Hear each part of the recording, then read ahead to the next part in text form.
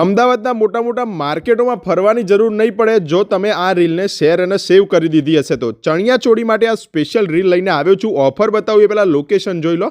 આ છે life care hospital, Naranpura 4 રસ્તા.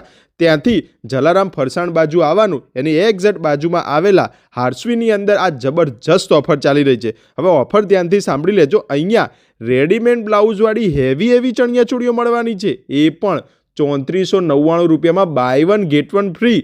સિંગલ પીસ જોઈતો હોય તો 2000 રૂપિયામાં તમને મળી જવાનું છે.